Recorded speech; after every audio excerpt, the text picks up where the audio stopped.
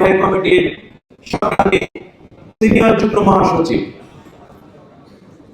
নির্বাচন পরিচালনা কমিটি জাতীয় কমিটির সংগ্রামী সদস্য সচিব, রাজপথ আন্দোলন সংগ্রামের আমাদের আদর্শ আন্দোলন সংগ্রামের সেই লড়াকু সৈনিক অ্যাডভোকেট রুহুল কবির রিজভী আহমেদ তার বক্তব্য নিয়ে আসছেন এবং গানগুলোর উদ্বোধন ঘোষণা করবেন।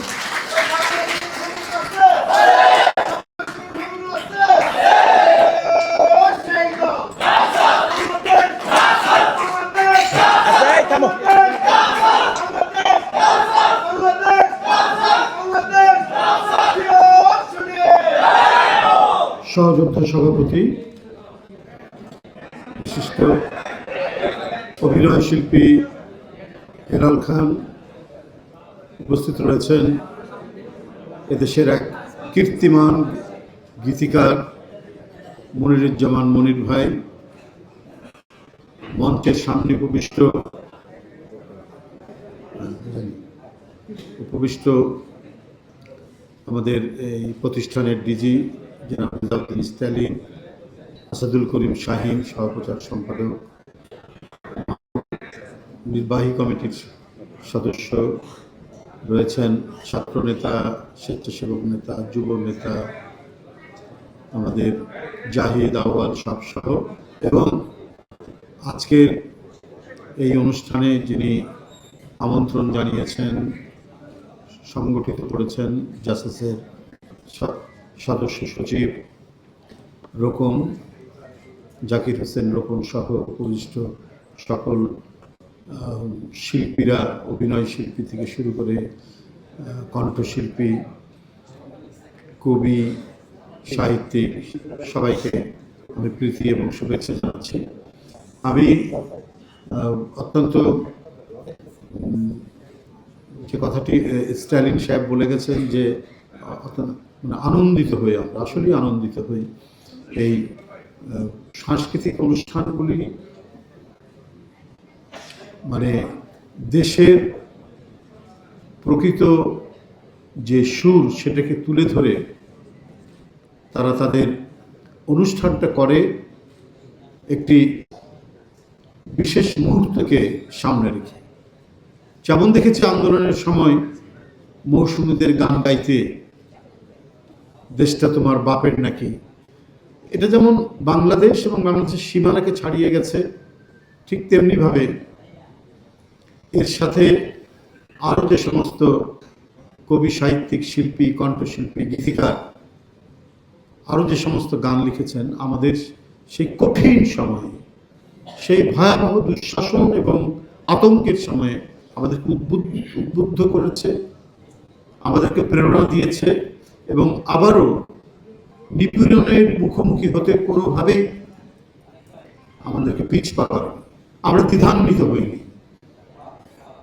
এটাই হচ্ছে একটি সাংস্কৃতিক সংগঠন এবং সংস্কৃতিমনা মানুষের তাদের যে অবদান এবং তাদের যে কৃতিত্ব, এটাই তারা সমগ্র মানব গোষ্ঠীকে, একটি দেশের সমস্ত জাতিগোষ্ঠীকে পরিচালিত করতে পারে এবং এমনভাবে পরিচালিত করতে পারে এক দুঃসময়ে, যাতে হাসতে হাসতে জীবন দেওয়ার মতো সেই মানে মন্ত্রণা তারা দিতে পারে, একটা গানের মাধ্যমে, একটা কবিতার মাধ্যমে, নানা মাধ্যম দিয়েই তারা করতে পারে। সাংস্কৃতিক যে নানা আছে, মাধ্যমগুলো আছে, অভিনয় শিল্পীরা অভিনয়ের মাধ্যমে তারা সেটা করে থাকেন। এবারেও আমরা দেখেছি 24শে জুলাই আগস্টের আন্দোলনে ঠিক সাংস্কৃতিক কর্মীরা সেই দায়িত্ব পালন করেছে। আমি যেদিন গ্রেপ্তার হই সেদিনও দেখেছি ধানমন্ডি থেকে লুকিয়ে একটি মোটরসাইকেলের পিছনে করে আমি প্রেস ক্লাব পর্যন্ত যাওয়ার পথে আমি দেখেছি যে নানা ধরনের ধারালো অস্ত্র নিয়ে আওয়ামী লীগের নেতা কর্মীরা মিছিল করছে। এইগুলো কোনো রকম মাথায় হেলমেট পরা, এই অবস্থা দিয়ে তাদের পাশ দিয়ে গেছে, ওরা টের পায়নি, টের পেলে তো অবস্থা কি যে হতো আল্লাহ জানে। কিন্তু যেতে আমি মানিক নিয়ে দেখি কিছু পথনাটক হচ্ছে, আমি অভিভূত হলাম। প্রথমে ভয় পেলাম, এটা কি মানে ওই ফ্যাসিস্টদের কেউ নাকি। পরে দেখছি যে না, গণতন্ত্র, মুক্তি পাক এবং ডেমোক্রেসির জন্য, গণতন্ত্রের জন্য সেখানে পথনাটক করছেন কিছু অভিনয় শিল্পী। আমি মুগ্ধ হলাম, সেখানে থামলাম, তাদের সাথে কথা বললাম এবং উপস্থিত সাংবাদিকদের সাথেও কথা বললাম, যে আমার তখনই মনে হয়েছে এইবার আর হাসিনা থাকতে পারবে না। 19শে জুলাইয়ের ঘটনা এটি, 19শে জুলাই শুক্রবার 2024, সেদিনই আমার মনে হয়েছে। আমি অবশ্য প্রেস ক্লাবে যাওয়ার কিছুক্ষণের মধ্যে চারিদিকে একেবারে সেই শর্টগানের গুলি আর সাউন্ড গ্রেনেড এইসব দিয়ে টিয়ে গোটা এলাকাটা আতঙ্কিত হয়ে এর কিছুক্ষণ পরে আমাকে গ্রেপ্তার করে নিয়ে যাওয়া হলো প্রেস ক্লাবের ভেতর থেকে। তো এরপরে আমার কোনো ভীতি বা কোনো ধরনের সংশয় ছিল না। আমার কাছে মনে হয়েছে যে এইবার আর শেখ হাসিনা পারবে না, পারার কোনো উপায় নাই। যখন জাতির সন্তানরা রাস্তায় নামে, তারা যখন দ্বিধাহীনভাবে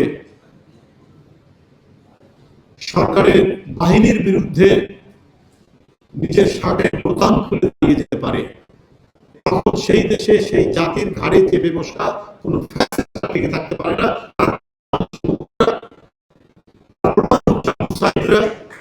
তার প্রমাণ হচ্ছে আহনাফরা, তার প্রমাণ হচ্ছে ওয়াসিমাতরা। সেদিনই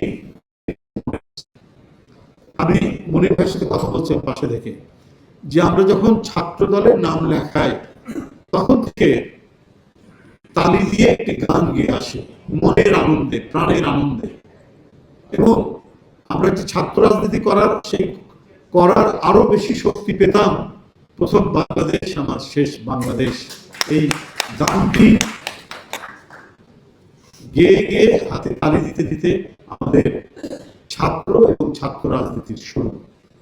সে লোকটি আমার পাশে বসা, মানে এটা আমাদের কাছে খুব আমাদের অভিভূত করে যে একজন গীতিকার যার গান গেয়ে গিয়ে আমরা আমাদের তারুণ্যের কাল আমরা অতিক্রম করেছি, তিনি আমার পাশে বসা। যদি হঠাৎ করে আমাদের পাশে আমরা কাজী নজরুলকে দেখতে পাই, যেমন লাগবে ঠিক তেমনি, কারণ এই মানুষগুলোই তো একটা দর্শনকে, একটা আদর্শকে প্রতিষ্ঠা করতে গিয়ে তার লেখা গান দিয়ে সেটাকে তিনি সাপোর্ট করেছেন। এবং তার কারণে আজকে জনগোষ্ঠীর মধ্যে, দেশের জনসাধারণের মধ্যে অত্যন্ত গভীরে ধানের শীষ যেন হেমন্তের বাতাসের মধ্যে দোল খাচ্ছে। এটার মূল দায়িত্বটা পালন করেছেন কিন্তু এই কবি, সাহিত্যিক, গীতিকার, কণ্ঠশিল্পীরা। এটার দর্শন এবং এই ধানের শীষকে চিনেছেন একজন মহান দার্শনিক রাষ্ট্রনায়ক শহীদ জিয়াউর রহমান। কিন্তু এই যে চিনতে পারা, এই চিনতে পেরে এটা মানুষের মনের গভীরে প্রবেশ করানোর ক্ষেত্রে তার সহকারী হিসেবে যারা ছিলেন, তারা যেমন মনিরের মতো মানে গীতিকাররা, কবি আল মাহমুদের মতো কবিরা এবং তৎকালীন আরো অনেকে, বা শাহনাজ রহমতুল্লাহর মতো একজন পতিতা যশা কণ্ঠশিল্পীরা। তাই সাংস্কৃতিক সংগ্রাম এবং আন্দোলন এবং তাদের অনুশীলন চর্চার কোনো বিকল্প নেই। আমি বারবার জাসাসের নেতৃবৃন্দ যারা আছেন তাদের সাথে সবসময় বলেছি, এটার একটা তোমাদেরকে মিছিল করতে হবে, তোমাদের এই স্লোগান দেওয়ার দরকার নেই। তোমরা যারা এখানে আছো তারা অবশ্যই আমরা বুঝবো, জাসাসের প্রোগ্রামে আসলেই বুঝবো এখানে আমি কবিদের মাঝে এসেছি, এখানে আমি লেখকদের মাঝে এসেছি, এখানে আমি কণ্ঠশিল্পীদের মাঝে এসেছি, এখানে গীতিকারদের মাঝে এসেছি। এবং এই তাদের সান্নিধ্য আমাকে আমার যে বর্তমান সাংস্কৃতিক অবস্থান, সেই সাংস্কৃতিক অবস্থানকে পরিবর্তন করে দেয়, রুচির পরিবর্তন করে দেয়। এই সমস্ত ব্যক্তিবর্গের সান্নিধ্যে থাকলে পরে একজন মানুষের রুচির পরিবর্তন হতে পারে। তার যে ভাষা এবং শব্দ, তার কণ্ঠের সুর, তার উদ্দীপনামূলক গান, সবকিছুই একজন মানুষ সে যে সামাজিক অবস্থান থেকে উঠে আসে, সেই সামাজিক অবস্থানটা পরিপূর্ণ পরিবর্তন ঘটিয়ে তাকে একবারে মানে এত অসাধারণ উন্নত রুচি সম্পন্ন মানুষে পরিণত করতে পারে। এই জন্য আমি হেলাল ভাই, রকম, এদের সাথে আরো যারা আছে সবাইকে বলবো যে আপনাদের গতানুগতিক রাজনীতি করার দরকার নাই, আপনাদের রাজনীতি হবে ভিন্নতর। আপনাদেরকে সবাই সান্নিধ্য পাওয়ার জন্য আসবেন এবং আপনারা যে অনুষ্ঠানটি করবেন সেখানে এদেশের জাতীয়তাবাদী শক্তির অন্যান্য যারা রয়েছেন, যারা সরাসরি সংগঠন করেন, রাজনীতি করেন, তারা আসবেন অনেকটা মনের প্রশান্তির জন্য।